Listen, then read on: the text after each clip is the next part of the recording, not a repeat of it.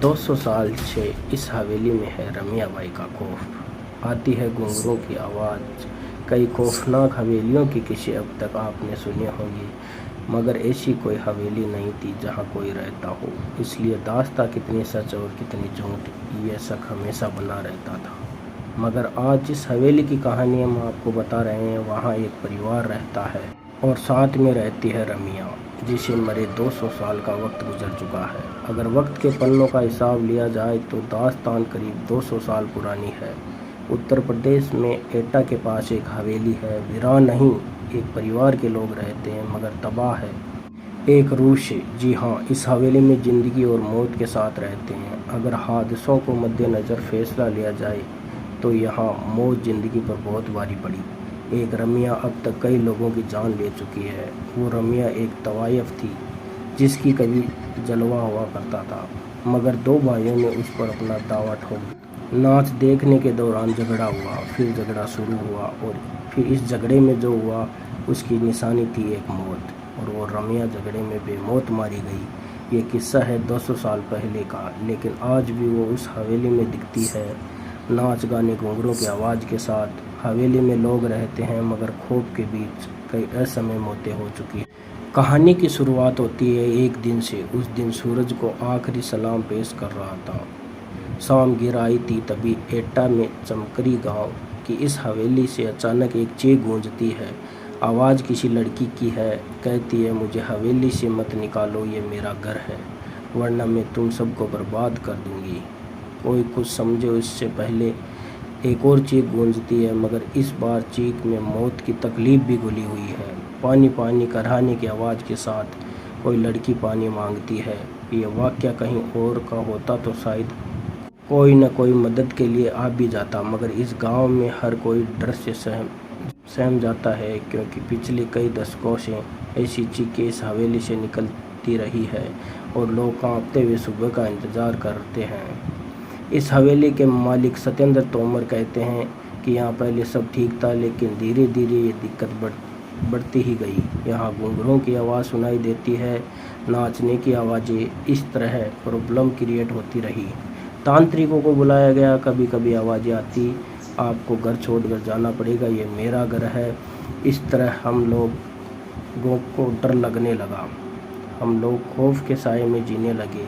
लेकिन सवाल ये था कि आखिर कौन है ये लड़की और इसका इस घर से क्या रिश्ता है। क्यों दिन ढलते ही इस हवेली के पास से होकर गुजरने वाले रास्तों पर कब्रिस्तान सा सन्नाटा पसर जाता है और एक अजीब अनमनी सी लड़की इस हवेली में भटकती दिखाई देती है। कभी झरोके से जागती है, कभी हवेली की छत पर टकटकी लगाए दूर से किसी मुसाफिर का इंतज़ार करती है, जिसे उसे गौर से देखा बताते हैं। उसकी नज़रें बर्छी की तरह कलेजे को चीरती सी लगती है, मगर कभी इन्हीं नज़रों के दीवाने थे लोग, जो जहाँ खड़ी होती थी उसी के आसपास खड़े होकर लोग उसका दीदार करना चाहते थे। जिस घर में वो रहती थी उसकी खिड़की पर लोगों की नज़रें टकटकी लगाए रहती है। इंतज़ार करते हैं लोग कि कब खिड़की खुले और कब उसका दीदार हो। ऐसा जलवा था रमिया का। इस हवेली के आसपास रहने वाले बुजुर्ग बताते हैं कि इस हवेली में एक खूबसूरत सी लड़की निकलती थी, जिसे वो जब भी पकड़ने की कोशिश करते वो बिल्ली बन जाती थी। आज इस कोठी में ज़िंदगी और मौत दोनों का बसेरा है। दूसरी हवेलियों की तरह ये खाली नहीं। यहाँ वो गुजरे दौर की तवायफ रमिया की रूह भी रहती है और इस कोठी की मालिकाना भी। मगर मौत के साए में लगातार सांस लेती इन जिंदगियों पर क्या गुजरती है, ये बताने के लिए काफ़ी है कई लोगों की मौत होना, क्योंकि इस हवेली ने अब तक कई अपनों को खो दिया। हद तो यह है कि इस हवेली के बच्चे भी शैतानी करने या चहकने से पहले सोचने लगे। इस हवेली में आज जितनी भी जिंदगियां बाकी बची है, उनके चेहरों पर ज़िंदगी का कोई नामो निशान नज़र नहीं आता। एक खूबसूरत मगर खौफनाक चेहरा उन्हें लगातार नज़र आता है। एकटक घूरता हुआ, शायद ये पूछता हुआ कि इतने लोग के मौत के बाद भी क्या हिम्मत बाकी है यहाँ रहने की। मगर रमिया के क्यों इंतकाम की आग में झुलस रही है? क्यों उसे मासूम बच्चों पर भी तरस नहीं आता? क्या हुआ था उसके साथ? रमिया बाई, उसकी पायल जब छनकती थी तो लोग दीवाना हो जाया करते थे। इस हवेली का मालिक ये सपना पाला करता था कि एक दिन ये घुंघरू सिर्फ उसके लिए ही खनकेंगे। बात करीब 200 साल पुरानी है, जब रमिया इसी हवेली में मुजरा किया करती थी।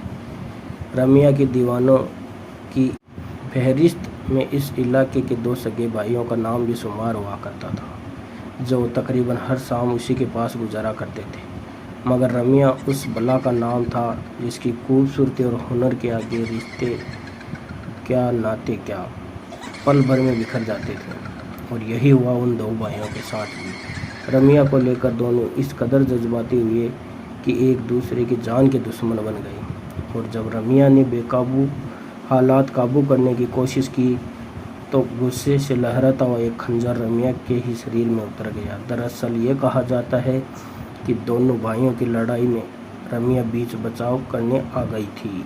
वो चाहती थी दोनों में खून खराबा ना हो, लेकिन हुआ इसके ठीक उल्ट।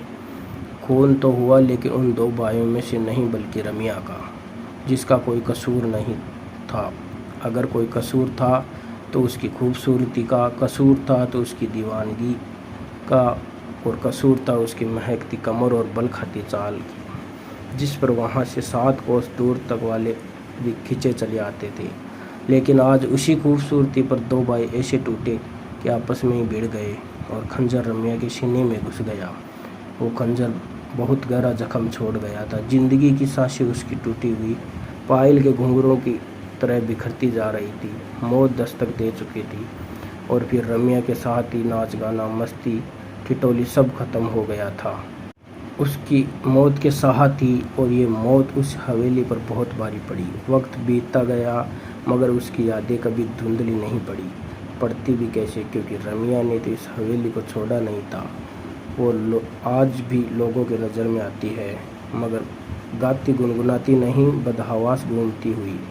याद करती है उन सुनहरे दिनों की, जब एक महफिल उठती नहीं थी, दूसरी सजाने को बेताब लोग वहां पहुंच जाते।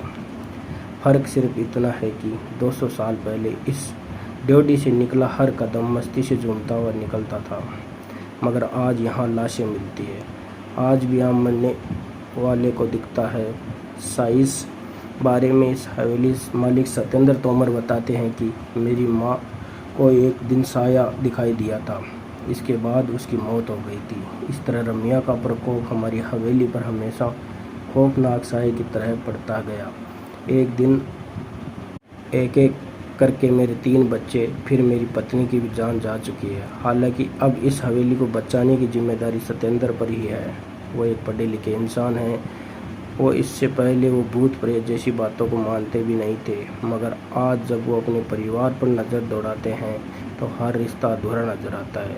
वो जिंदा है मगर पत्नी नहीं रही, कोई बच्चा जिंदा है तो माँ मर चुकी है, भाभी है मगर भाई जान गंवा चुका है। कहते हैं कि तोमर परिवार पहले से ही इस हवेली में गुप्ता परिवार रहा करता था। लगातार हुई मौतों ने गुप्ता परिवार को इतना तोड़ दिया, उन्हें कौड़ियों के दाम ये हवेली बेच दी। खरीदी तोमर परिवार ने, और खरीदते ही बूढ़े बच्चे जवान एक एक करके 8 लोग मौत के मुंह में समा गए। फिर सहारा लिया पूजा पाठ का। नतीजा इस बार उसकी जान गई जिसने पूजा कराई थी। इस हवेली के बारे में पुरानी मालकिन आखिर क्या सोचती है? इस बारे में पुरानी मालकिन ओमवती गुप्ता बताती है कि आगरा रोड पर बसा चमकरी गांव है। वक्त के पलों को बुनते बुनते आज तकरीबन 200 साल गुजार चुका है, लेकिन उस हादसे के बाद यहाँ कुछ नया नहीं हुआ, सिवाय रमिया की दास्तां के, जो यहाँ के ताने बाने में बुन सी गई, कुछ इतनी शिद्दत से कि बाकायदा नज़र भी आती है, अनमनी सी भटकती हुई हवेली के बाहर भी और अंदर भी। नतीजतन इसके मालिकान इसे बेच देना ही बेहतर समझते रहे। यही वजह है कि आज इस हवेली में किसी के चेहरे पर रौनक नहीं नजर आती। बच्चे गुमसुम से रहते हैं, बड़े जैसे बस जिंदा हो, घर घर सा नहीं लगता, और लगे भी क्यों। इस घर ने उन्हें कभी अपनाया ही नहीं, अलबत्ता छीना ज़रूर। इसके तमाम अपनों को अचानक रमिया का सच क्या है हम नहीं कह सकते। हाँ, इतना ज़रूर कह सकते हैं कि यहाँ रहने वाले दोनों परिवारों में बेहिसाब बेवजह मौतें हुई, और अगर ये सब कुछ इत्तेफाक है तो यकीनन बहुत खौफनाक इत्तेफाक है, शायद रमिया के खौफ से कहीं ज़्यादा खौफनाक।